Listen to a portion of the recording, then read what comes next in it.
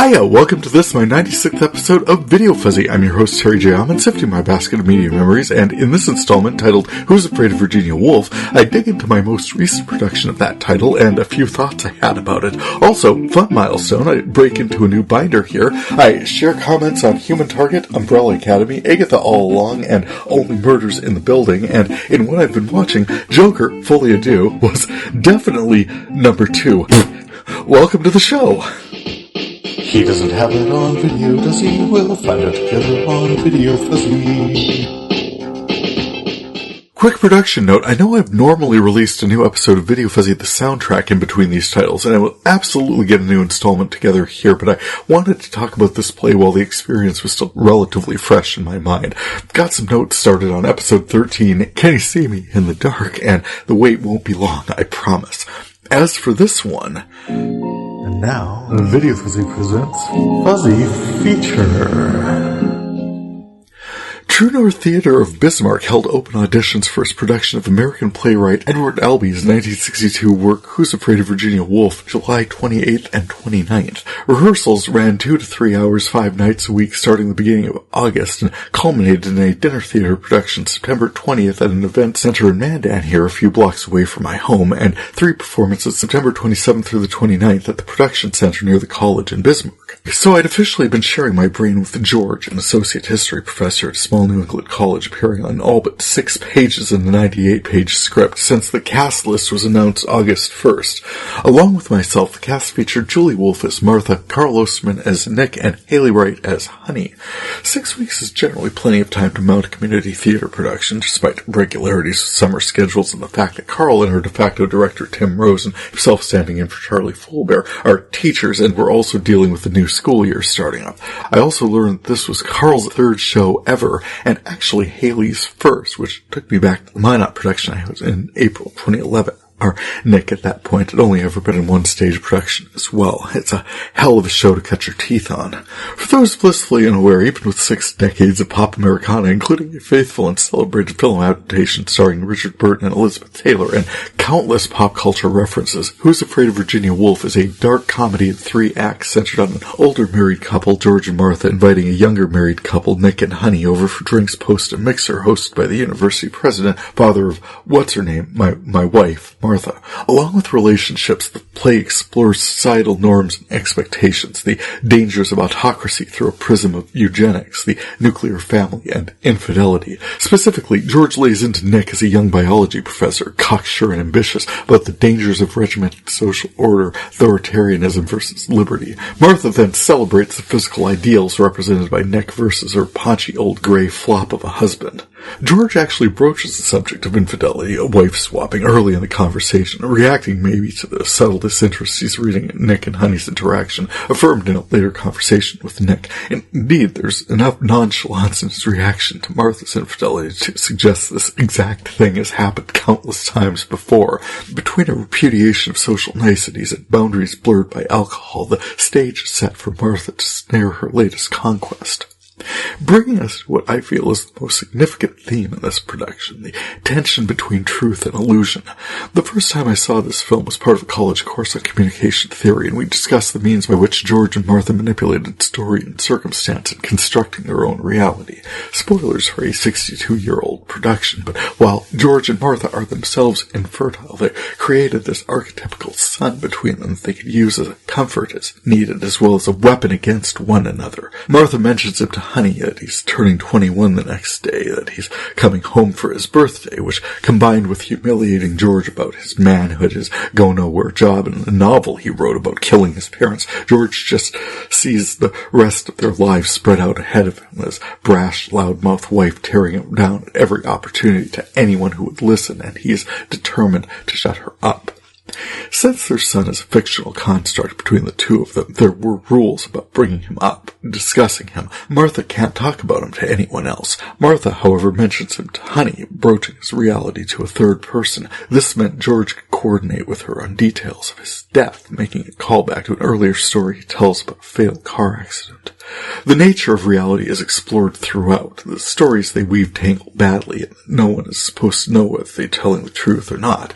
Even so, there are a few instances where George accuses Martha of lying. For one example, that she's lying about their son potentially being the product of infidelity. His son has already been casually discussed by two people who shouldn't even know about him, after all, and George won't allow that level of misinformation to go unchallenged. But having brought him up, Martha is determined to use it as a weapon. She tells Nick and Honey that George makes her son sick all the time, made him run away all the time. George turns it right back on her, accusing her of baseline pedophilia, really. Finally, the two launch into the horrible ways they are terrible parents to him, a towering exchange that ends with a brutal reality check, forcing Martha to face some consensus reality at the center of their harrowing, mutually assured destruction. We have no window on this, really. This could honestly be every single night for these awful, star-locked people. The presence of Nick and Honey gives an audience the rest of the students and faculty are probably tired by now of providing for this couple's antic one-upsmanship. This ambitious if hopelessly naive young biology professor sees an invite to the home of the president's daughter's inside track to success. George warns him plainly enough that it's quicksand, a trap he'll get sucked into and become just another of Martha's finger puppets, but he dives on in anyway. Probably the only thing that stands out about this particular evening is George is just exhausted by all of the constructs, tropes, and fabulism, is determined that something's gotta give. By way of reconciliation, almost, he first weaponizes everything Nick has told him over the course of the evening about himself and his young wife, horrifying Honey and leaving her in the bathroom to come to grips with, well, life. Martha dismisses this exchange as beneath them and reasserts George's status as a barely existent flop before accepting his declaration of total war and storming off to bed Nick. George pretends not to care, but he does, which, yeah, if you weren't this deeply in love, you really wouldn't be able to hurt each other this badly. Our primary direction throughout was that these people love each other very much, but they are damaged by life, by people in their lives, and their stories play out as coping mechanisms. Contrasting history and biology is clever and reminds me of the writing in Grey's Anatomy, where people's specialties in neurology, plastics, orthotics, cardio, trauma, pediatrics are integral parts of the characters they present. It's easy to dispute this, but as written, history is presented as what is, undeniable, unchangeable, but firmly of the past. Biology is presented as now, vital, the force driving that history. George outlines how biology is potentially a direct threat to his field of discipline, and Nick makes it clear who's all vital and full of life around here. History versus biology. I mentioned my introduction to this show. I think sometime in the 90s, Turner Classic Movies aired the Burton Taylor Classic, and I recorded it to my archive, and I know I've watched it multiple times. It's a good production to have going while you're baking Christmas cookies and so forth. It hasn't as yet turned up in my cataloging. Fortunately, Tubi is airing the movie as part of its lineup, so while recovering from my latest COVID booster recently, I plunked down and watched it once again. It always seems to me to be much easier to learn the movie version of the play than even the revised version I took on. So many of George and Martha's speeches are condensed, combined, or cut out completely, all while retaining so much of the attitude and all the main story beats. George Siegel's voice work more than once comes fresh from the acting school of Bill Cosby, but no matter. Sandy Dennis kept sounding like little Goyle from All in the Family, which was at least 5 years that way from the release date. I acquired a paperback copy of the script, which got around here somewhere. In March 2001, actually on my 31st birthday, my friend Curtis stood me to a production of the Guthrie Theater in Minneapolis starring Mercedes Ruehl and Patrick Stewart, which is a treasured memory for me. I can still see the final C play out in my head, wondering if Honey would remember to put her shoes back on before leaving the stage. She did. The theater troupe I was part of in mine actually tried staging this production twice, once in 2006 and when I was in 2011. The directing team went in a different direction the first time around, and unfortunately were not able to bring it to the stage. We tried again with a different group of actors 5 years later, and this time were successful. So, when I saw the audition announcement, I stared at it for a long time. We just learned of my mom's passing that week, or thenabouts, and I'd actually just gotten back to town from me and Ralph clearing my mom's space at the Memory Care Center 3 hours away in Moorhead. So I was feeling a bit numb, and went back and forth about really wanting to take another run at this show, to maybe wanting to cocoon and maybe not do anything at all for ever. I thought it'd be fun to maybe just go see it, perhaps. But It occurred to me that I'd lived in Bismarck for nearly 15 years now and never heard tell of anyone staging this production. I hadn't heard auditions, I hadn't heard casting, I'd not seen it staged, and I always wanted to take another run at the character at some future point. Wow, I mean, now? It has to be exactly now? Well, whatever my emotional state, I determined I should at least try out, and when I learned I was cast, I very much wanted to do more than reprise my earlier performance. I wanted to dig a bit deeper into this character. I've said elsewhere, George is a bucket list level role for me. I was thrilled to have taken him on in April 2011 in Minot. Getting another shot at him was incredible. Certainly I felt at home in the role. I've been preparing myself mentally for the challenge for decades. For instance, I drilled the Latin rites of the dead had being passed over in 2006. I was pleased to find that they were still mostly in my head in 2011, and imagine my surprise to discover that they were still in my long-term memory in 2024. Very little else was, however, which was just as well, because True North chose a revised script from the one I learned the first time around. I had to relearn the role, particularly my cues, with my now much older brain. It was difficult for me to square my having learned and delivered this entire role 13 years earlier with the trouble I was having with it now. Indeed, my mom's struggles with memory care loomed very large for me. I was sure every line that went missing during this rehearsal process was my own brain unwriting itself, which... No, that's not rational. Dementia is a systemic and ultimately cascading process that affects so much more than, well, this. But if this play teaches us anything, is that human beings do not always react rationally. It's just that, along with now being older and seemingly having to fight a lot harder to get the words and the blocking to foothold up there, I had the anxiety about why they weren't, and oh yeah, this recent and massive reminder about my own mortality staring me in the face, entirely unprocessed. I'd always felt a resonance with George. He's nearer his final destination than he'd like. Intellectual, abstract, observing everything through a prism of detachment bordering on dread. He's smarter than I could ever be, sifting realities through a pronounced sense of self-preservation, really. Interested in the nature of reality, and coldly aware of those trying to manipulate it. My first run at this, I was alone. The second run, I've been with my husband now for nearly 13 years.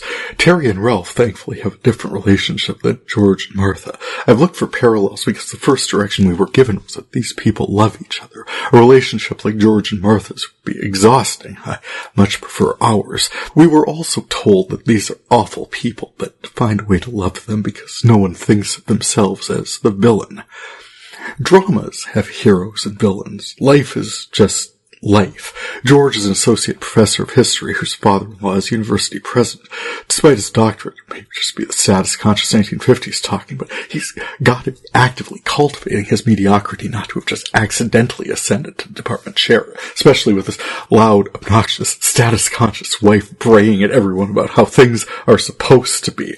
And I mean everyone, faculty, students, random new hires. It's like, what the hell are Nick and Honey supposed to do about it? Nick achieved his master's in teaching biology. No one's an associate, nothing. He's a decade younger and shows up his first day more successful than George. Probably makes more than him. It's got a sting. Nick wakes up every morning excited by what new worlds he's going to conquer. George wakes up every day wondering in what new way his wife will drain his life force from him. But every day he does, and 23 years later somehow survives. So it's a play about power, about personality, about drive and ambition, and it's a study in resilience. Stuck in a passion-free marriage to a Middle Western preacher's kid, infidelity barely the flicker of an eyelash in any direction, lured by the empty promise of discretion, betrayed immediately by both George and Martha, Nick realizes whatever power he thought he'd gained was now useless as long as he's working there. Meanwhile, in the place I'm putting this is at the dance sequence, though the germ of the idea is planted somewhat earlier. Martha recounts humiliating George in a boxing match decades before. She humiliates him further about his lack of drive and ambition, his meager salary, calling him a great big fat flop, taking other opportunities here and there to contrast the sexy young professor with her paunchy middle-aged hubby, with zero regard for Nick's wife, summarily dismissing her as a mousy little type without any hips or anything. She tears into George about his abortive attempts to publish a novel, his shortcomings as a father, and in general misses no opportunity to ridicule and emasculate him. Around the line, I just gotta find some new way to get at you is all. Guerrilla tactics, internal subversion. Something. George's mind is churning away furiously. He sees the rest of their lives stretching out before them, the endless self-preservation of selective hearing, the law of diminishing returns. She's done so much tonight. She's taken on his body, his job, his book, their son. George makes everybody sick, she sneers. Why, when our son was just a little boy, he used to throw up all the time because of George. It got so bad whenever George came in the room, he'd start writing retching.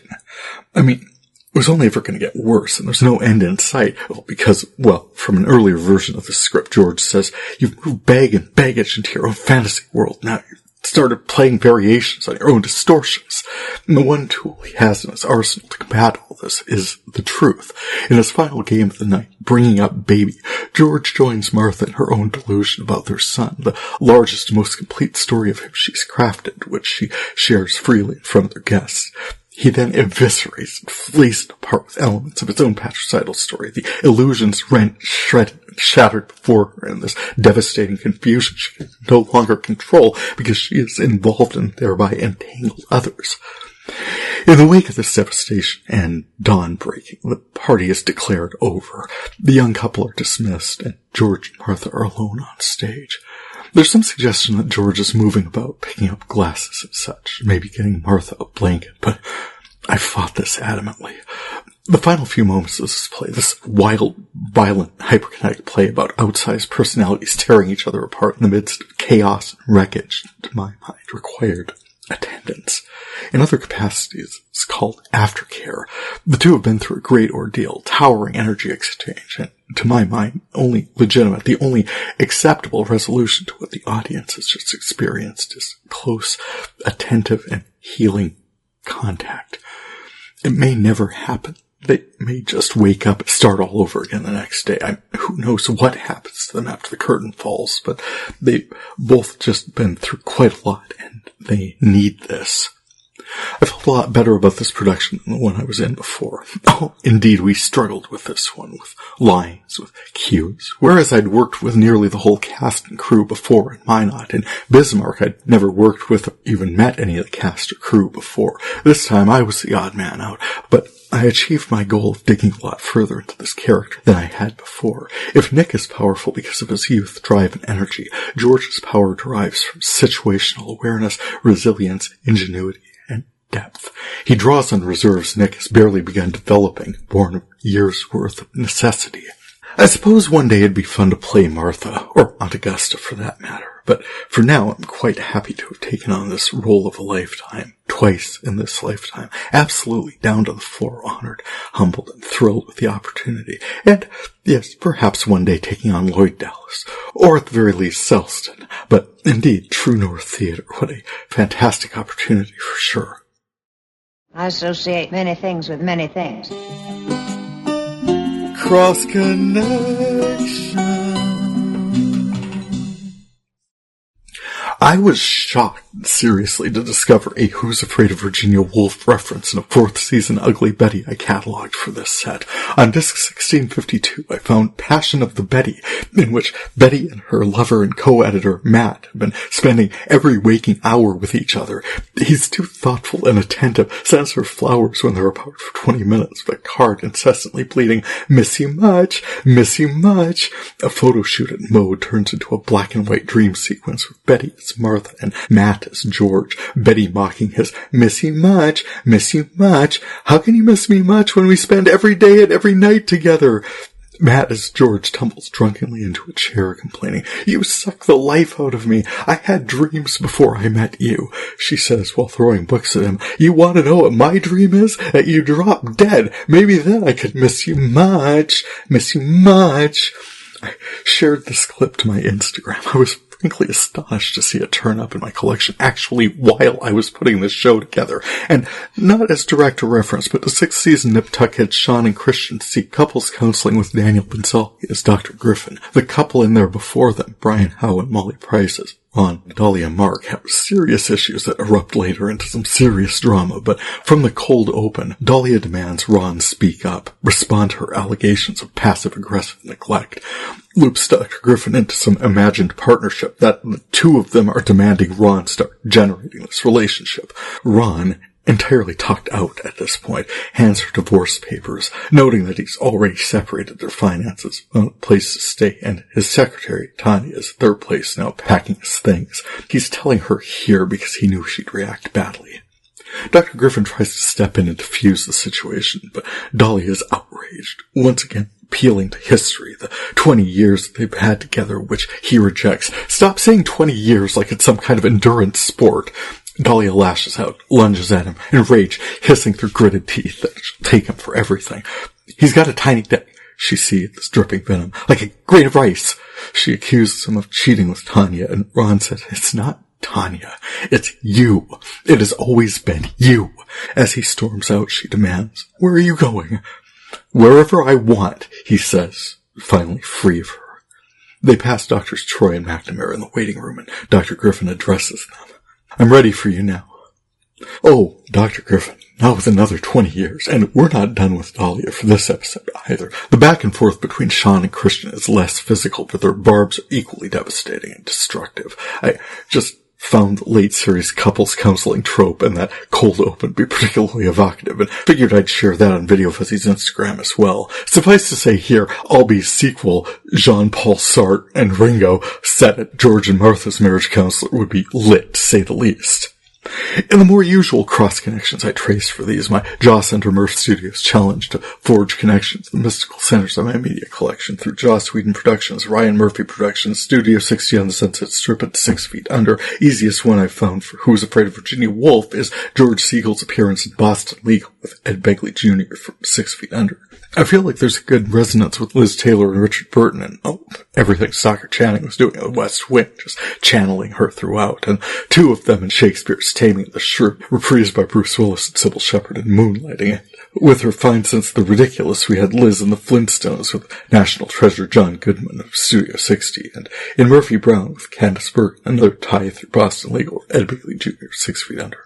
Richard Burton I believe I've traced more directly in the past, but after my last episode, I was fascinated to note his title role in the 1964 release of Hamlet, playing alongside Alfred Drake as Claudius, who was in Spencer for Hire with Avery Brooks of Deep Space Nine, which connects us Jossverse alum Armin Shimmerman, Buffy the Vampire Slayer. Yeah, that spun out a bit. Burton was also in Beckett with Peter O'Toole, who was in Ratatouille with Patton Oswalt, who was in Joss Whedon production Dollhouse. Gotta get closer, though. Burton was also in 1984 with the War Doctor John Hurt, who was in Merlin with Anthony Stewart Head, also from Joss Whedon's Buffy series, which is fun, but tightest connection I found was the 1983 miniseries, Wagner. Burton played opposite Vanessa Redgrave, Julia's recurring nightmare of a mother in Ryan Murphy production Nip Tuck. Ah, we come full circle. In other connections, speaking of Ed Begley Jr., in 2010, Christopher Guest's delightful repertory company of Movies as Community Theater was tapped to promote awareness of the U.S. Census. The players approached it as a movie cast of 300 million actors, with E-Bags, the passionate director, passionately committed to getting a snapshot of every single one of them, closing on the tagline, "Snapshot of America." Jennifer Coolidge plays this vaguely Slavic costumer.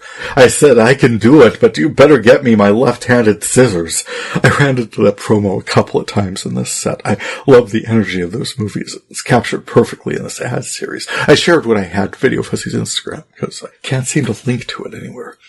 As I pointed out in episode 94, as more mystical centers are identified in this collection, the connections just get stronger, along with 6 Feet Under's Francis Conroy, who playing a monomaniac in a 6th-season Nip Tuck episode. So Ryan Murphy ties pre-American Horror Story. I also found Julie Benz in the 6th-season episode of Desperate Housewives. Benz was in Joss Whedon's Buffy the Vampire Slayer and Angel series as Darla, and she played Rita opposite 6 Feet Under's Michael C. Hall as the title character in Dexter, tightening those connections. In other Jossverse connections, Luke Perry of the Buffy movie appeared in the 2nd-season episode of Lost, turning up in this collection, as did Katie Sackhoff of the Battlestar Galactica reboot, as well as Sean's psychotic love interest in the 5th-season episodes of Ryan Murphy's Nip Tuck. Jerry Ryan of Star Trek Voyager appeared in 2nd-season episodes of Leverage, alongside Christian Kane of Joss Whedon's Angel series.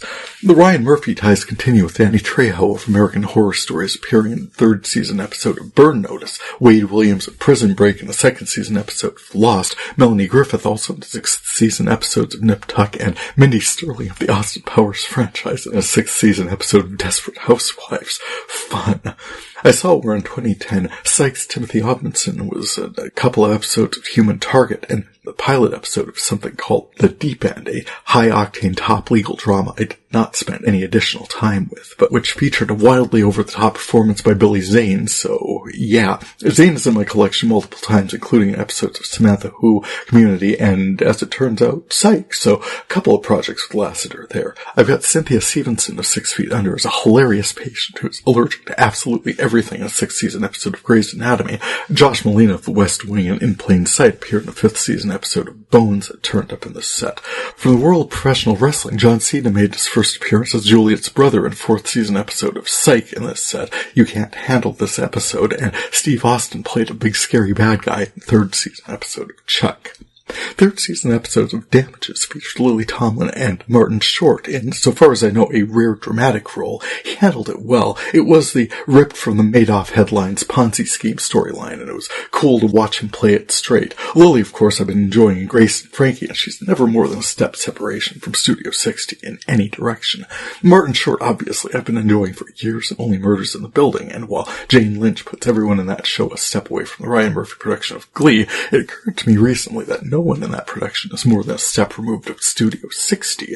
Sting made an appearance on that production, and he was in season 1 of Only Murders. Brilliant. Mystical centrality secured. Speaking of Only Murders, I saw Richard Kind was a Westie in this season of that production. Fun to see. Rick Hoffman from Suits appeared in something called Human Target. More on that later. He was in Chuck and Leverage, and more immediately, an episode of Better Off Ted that turned up in this cataloging effort. And from the Jossverse, Elizabeth Rome, Angel, made an appearance in the 4th season episode of Heroes, so the connections just keep piling up through that show. Finally, in an episode that was just a love letter to drag, RuPaul appeared in a 4th season episode of Ugly Betty that featured drag versions of Anna Wintour of Vogue and Wilhelmina Slater of Mode, and wonderful as these were, I was delighted to see longtime drag artists Candy Shell and Hedda Lettuce featured in this episode. Charmed to see them included, charmed utterly. I've been watching Hedda Lettuce on my screen for decades, at least since Tu Wong Fu, and loved seeing her again here. Cheers! Diving into my classic collection. In my classic VHS to DVD transfers, this set I cataloged discs 1651 through 1675, which brings me to fewer than 900 discs remaining to catalog. Which still seems like a lot of discs, but when you put it up against, say, the 2,200 plus discs in my collection that have cataloged, it seems like pretty good progress that's happened over the past, holy Christ, I've been doing this for more than 7 years. Honestly, a little bit feels like I've been putting this episode together for 7 years, so, well, between this and the other one, I've posted close to 110 episodes and 2 podcasts talking about my media collection. I just passed the 2-year mark for soundtracks, so I'll have to do something special to mark that too. But for right now, the reason I'm easing into this section some is the milestone it represents in breaking into another new binder, binder number 9. Binder number 8 covered discs 1450 through 1657, more than 400 hours of programming I've been cataloging since June of last year, episode 88, through this one, episode 96, 9 episodes. Looking back, it appears this set of episodes was far more interview-heavy than I've been in the past, chatting with half a dozen people and putting this together. This set featured the second of 2 back-to-back Minot road trips, talking with my friend Kirk Nybakken about first the USA Network production of White Collar, then a feature for that episode, the 8th season Psych episode remake, Cloudy with a Chance of Improvement. I also got together with my friend Jesse Zimmerman to talk about wackadoo 1980s synth pop marketed as a 2-disc compilation in 2007 called Forever Freestyle. I talked about the V2009 reboot on ABC, the Prisoner 2009 reboot on AMC, a German language episode of Monty Python's Fliegende Circus. I talked about Only Murders in the Building with my friend Brad Johnson at Pittsburgh. I talked about ABC's production of Reunion, the Doctor Who 60th anniversary specials, and Ncuti Gatwa's take on the role in its first season as the Doctor. I talked about the Monk series finale, about moonlighting and Fringe. I chatted with my friend Mark Bailey about the Buffy the Vampire Slayer movie turning up in my collection, and added Joss Whedon Productions as a 4th mystical center to my media collection, and talked to my friends Derek Pick and Shotzi Eichmann about their principal roles in the Capitol Shakespeare production of Hamlet. I also joined America in bidding Pat Sajak farewell as he stepped down from hosting duties at the Wheel of Fortune. Along with my own media, I talked about the release of fellow podcaster Ken Donovan's debut mystery novel, The Busybody. I had a chance to attend the live taping of his podcast, A Book Chat in Grand Rapids, Michigan in April, as well as his friend and fellow author Alex Michaelides' mystery novel, The Fury. The work was slowed inevitably with the production of my second podcast, as I mentioned, but also these were the discs I was cataloging in and as I bid farewell to my folks, my dad last fall and my mom this summer. We'd all come together last August to help celebrate their 60th anniversary, and they're now together once again to celebrate countless more. I also took on, as it turns out, a couple of theater productions. I've talked in some detail already about my work with True North Theatre's Who's Afraid of Virginia Woolf, and I just recently accepted the role of Scrooge in Dakota Stage Limited's A Dickens Christmas Carol, and all I can say about that at the moment is it certainly will be. As for this set, I wanted to spend just this exact amount of time here talking about the 2010 Fox production Human Target, starring Mark Valley, Chi McBride, and Jackie Earle Haley. Just that little bitty core cast of this show centers a powerful amount of love on it for me. Chi McBride played Emerson Codd, and I've talked about this one before, Pushing Daisies. It has definitely been a while. He also played Golden we're gonna do this here. Okay, IMDb. Well, I see who was in the Fresh Prince of Bel-Air. What's love got to do with it? Married with Children, then may or may not be in my collection. The John Larroquette Show, Gone in 60 Seconds, Undercover Brother. He's one of the few cast members I see who's played the same character in both The Practice and spin-off Boston Legal. He was in Killer Instinct, The Nine. He was in Psych, Hawthorne, and Suits, and I'd never heard of this before. Much more recently, he was in a short-run animated prequel called Better Call Saul, Slippin' Jimmy. Chi McBride brings a lot of authority to a role. He brings a serious gravitas, stakes. He grounds the story. He's tough, but he also knows how to lighten a situation. It's not an easy smile, but it'll come out when he bits it. I've enjoyed him and stuff all over my collection and appreciate him as, sometimes difficult character, but what he does always makes sense for the role he's playing in the storytelling. Mark Valley, I always loved Keen Eddie all the way through. I enjoyed him in his more complex antagonistic roles in Fringe and Boston Legal. Mark Valley is beautiful, absolutely zero denying that. He's well cast in the title role of Human Target. And this is another one of the situations like in Burn Notice where we want to portray spies and espionage, but can't really do that. So we portray the high-profile glamour and fantasy of the spy life so we can craft outrageous situations for beautiful people to be in and barely electable scrapes for them to barely elude, and sell some cars and some high-tech gadgets and make everyone feel a little safer because we have these dedicated professionals looking out for our interests, if that's indeed what they turn out to be.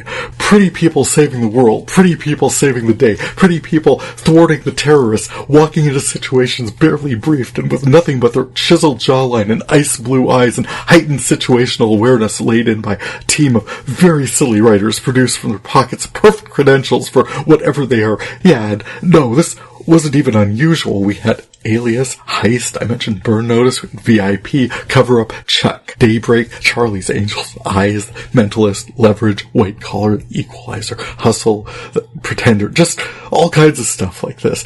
I love Mark Valley in roles like this, though, because, well, for one thing, he is so very pretty, and more to the point, commands an empathy that makes the people who come to rely on him for the day-saving understand that they are very important to him, that their safety is a top priority, and regardless of how little he knew about what was going on 12 minutes before, he is committed now and will get them to safety. I didn't love the image of our nation as one beautiful blonde man from facing annihilation all the time, but I did mention the jawline, right? We were never in any real danger. Jackie Earle Haley I always thought as being way too much actor for the role he held in this production. He was the quick-thinking, loud, buzzing brain behind the backstory, the tech wizard who provided entree for our hero. Without him, probably nothing would be possible. He pulled up the intel, the recon, he gave all the particulars for the mission, laid in all the means of doing it. That said, it's having Groucho Marx as your receptionist. Sure, you'll never be bored, but you can have the camera out there the whole time making it worth it. I did think there was this moment in the late aughts with Jackie Earle Haley, Rorschach from Watchmen, seemed to be in absolutely everything, but his credits go back to the Carol Burnett show, and he's got dozens of credits in absolutely everything. Most directly that I've seen him, I mentioned the Watchmen franchise. I've got him at Shutter Island. Holy God, that was good. And Preacher. Human Target is a fun show. As indicated, it centers a lot of stuff in my collection, not least of which for the presence of Sean Maher, Joss Whedon's Firefly, and Serenity in the cast. From the looks of it, I've got at least the second and third installments. I don't know how much of it I ultimately saw or archived, but I know that while it was on, I enjoyed it. Well done, guys.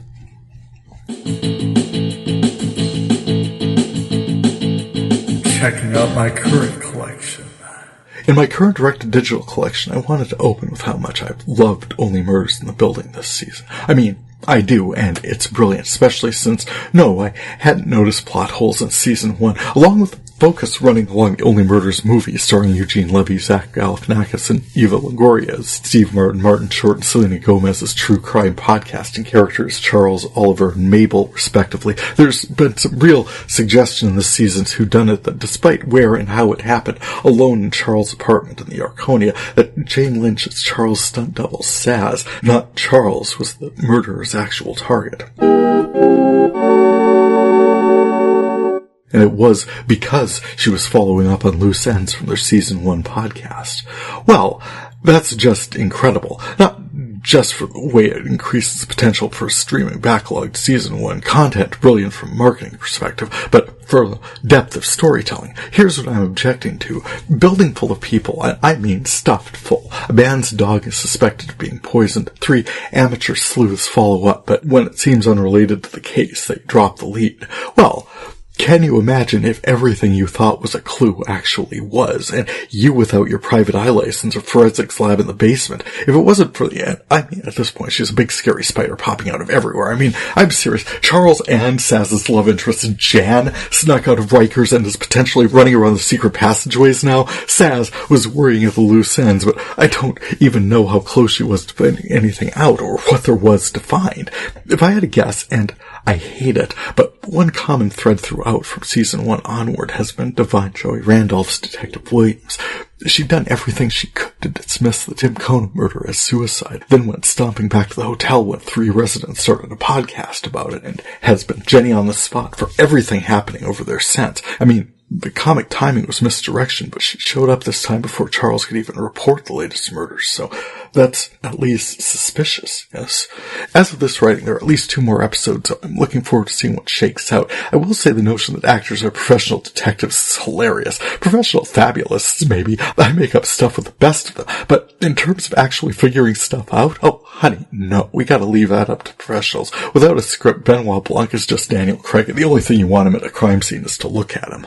I'm also enjoying the heck out of Agatha All Along, Marvel's sideways spin-off to WandaVision. Agatha has been trapped in Westview as some construct that cast her as a county sheriff's investigator of some sort till, well, spoilers, but a mysterious teen boy pierces the veil and helps her cut through layers of misdirection to discover what's going on. Moments before an arcane coven vowed vengeance upon her can affect it. She gathers a few reluctant but motivated practitioners to help shield her from their wrath and embarks on a journey down the witch's road. The trials they face are rough and perilous, even disguised as upscale house parties, groovy recording sessions, and 80s sleepovers. They lean into craft with necromancy, summoning, potions, unbinding, protection spells, breaking curses, flying on broomsticks. It's all baked into the storytelling. As the story continues, we've learned more and more about the members of this party, but the last episode I saw seemed to shine the brightest light we've seen so far on the mysterious teen. And spoilers, but I'm absolutely loving the storytelling on this. Disney Plus, check it out. It's good stuff. And I did see the series finale of The Umbrella Academy. Last year, you may remember my friend Brad Johnson of Pittsburgh mentioned him up there, joined me to share his views about Only Murders in the Building. That was episode 90, if you want a refresher. Episode titled Death Rattle Dazzle. Anyway, in relation to Umbrella Academy, I was struck by a recent comment he posted that the multiverse construct has been done to death, and that the finale of this production is about Exhibit 1,012. Season 4 opened in an alternate timeline where our gathering of spontaneously spawned academians had no powers, and as we encounter them here, they hadn't had any for about 6 years. We also meet American treasures Megan Mullally and Nick Offerman as Jean and Jean Thibodeau, leaders of a core group of curious skeptics who gather artifacts from alternate timelines that sift into this one. And that's not to suggest there are no powers, or Marigold, as it's called, just that our heroes, if that's what they are, don't have any. Jennifer, a girl spontaneously generated inside a giant squid, seems to to have some, and once the team is restored via shots of extra-dimensional Marigold, a distillation of their powers collected from some other reality, Ben's powers are restored as well. A lot of this show seems bound up in the identity of rich alien weirdo and Academy patriarch Reginald Hargreaves. In Season 1, Elliot Page's telekinetic character Vanya has a breakdown, destroy the world. In Season 2, they all time travel to the Kennedy assassination. Season 3 is bound up in some rival operation in a creepy hotel. And Season 4, well, the alternate timelines are accessible by some mysterious metro running between universes. Well, I would have said the fourth season was the lowest energy and least well-organized of the series, but the tone was set by the seriously disappointing season premiere. Hargreaves is happily partnered in this timeline, as less interested in world domination. The members of the Umbrella Academy we've been following since the beginning have had to make their way through this timeline without their powers for about 6 years after the season 3 finale, I guess. Meanwhile, the Thibodeaux have been tracking extra-dimensional artifacts, and one day some extra-dimensional Marigold shows up as well. David Cross is involved somehow, mysteriously, and every aspect of the Thibodeaux is some kind of German fairy tale with their homespun costumes, crafts, bridge, dance nights, and thus the evident joy they take in each other. Jennifer and Ben don't meet up until after he injects the Marigold and regains his tentacle powers, but in their meetup, the Marigold and Anti-Marigold overpowers them both quickly, and they merge and morph into one creature that the Thibodeaux are either looking to create for the apocalypse or looking to prevent to avoid the apocalypse. I'm not entirely clear on their motivations at this point, not least of which because Mrs. Hargreaves, Anna, is able to skin stitch and, well, become other people, infiltrate organizations, and in the case of Nick Offerman, as the male Thibodeaux, become him too. The Umbrella Academy ended poorly with the realization that they are the reason that there are multiple timelines, and so many of them, which, since you've got a character or two with time-traveling powers, duh, but some of them then also construct a 1950s-style bureaucracy that busies itself with stabilizing timelines, and many of them produce world-shattering destruction, including the first one we encounter, thank you, Vanya. They also do something in the end that destroys all the timelines and just live in this gloriously unbothered utopia with the potential for a whole new group bursting from the ground in the form of, well, some marigolds. Just another reason, yet another reason, because reality is space and time. I'm missing everyone this year. I missed chatting with my friend Brad this year with this comment I mentioned. This multiverse construct invites loose plotting and lazy writing.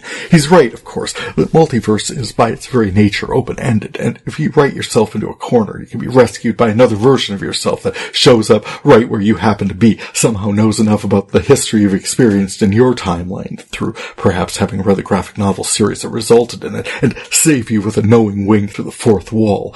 A good chunk of the Deadpool and Wolverine movie this summer involved stuff you'd know way more about if you'd read decades worth of comic books, which he has, and I readily defer. Comic books did in no way create the multiverse concept, but it's one that they've taken and run with, especially because acreage of pages. Spider-Man has a mess of them. I've never read a Legion comic, but the way they presented it on screen suggests there were at least 24 alternate timelines, maybe millions. The Magicians leaned into it, pulling in characters from this one or that one. Even relatively straightforward sitcoms like Community explored the concept, and in this very project I've suggested more than once we may be in dumbest timeline. Many TV series and movies have explored alternate timelines as well. Star Trek Next Generation finale explored a multiverse construct. Sliding Doors, Looper, Doctor Who, 12 Monkeys, Michael Crichton's Timeline, The Good Place, for God's sakes, Back to the Future, It's a Wonderful Life, Christmas, the show I'm in production for right now, for Christ's sakes, A Christmas Carol, even a farcical version of it touches on life in the subjunctive case. What would you do differently if you had a look at yet to come? I'd love to explore this with my friend Brad one day, get his thoughts about it. Maybe I'll even get a chance to one day. It's hard to know anything for sure. What I've been watching. And here's my public service message to those of you who loved Joaquin Phoenix in The Joker and felt The Joker Folie would be worth your time. It's not. It takes forever to get off the ground. It is disorganized even for a musical. It is hopelessly low energy, and it basically just gives up 3/4 of the way through its interminable running time, several hours. Even if you accept that all Arthur Fleck knows is what one inmate awaiting trial in a maximum security psych ward could possibly know, the events of this movie just happen. Zero context or coordination anywhere. And given the determination we saw this character build all the way through the high baseline potentiality for chaos Gotham exhibits on the regular, one guy goes off his meds and becomes a damn movement. Even with a TV movie written with what rights and playing on what channel, the one where he murdered the guy, even with Lady friggin' Gaga as a monomaniacal fangirl whose backstory had as little to do with Harley's as Schumacher's Batgirl had to do with Barbara Gordon. Alfred's niece, I wanted it to succeed. I did. I want to love explorations, reinterpretations, reimaginations, but you've got two of the most chaotic creations in the DC universe, and by Lord, that is saying a lot, and they are so drab and lifeless that when, for no reason, Arthur Fleck deflates to lifeless gray nothing in his closing arguments before the jury, despite us, during that trial, finally getting our clearest glimpse behind the makeup as who this guy was, and then most of a movie later, even Harley loses interest, gets up and leaves, at which point the most random set of circumstances drags us along to this sad little wet fart of conclusions. You know, I always sit through to the end of the credits. This was the first movie in such a long time where I don't give a crap. Even the music they were playing through the credits was just annoying. I didn't care. You know, you could do this. You could even end it like this.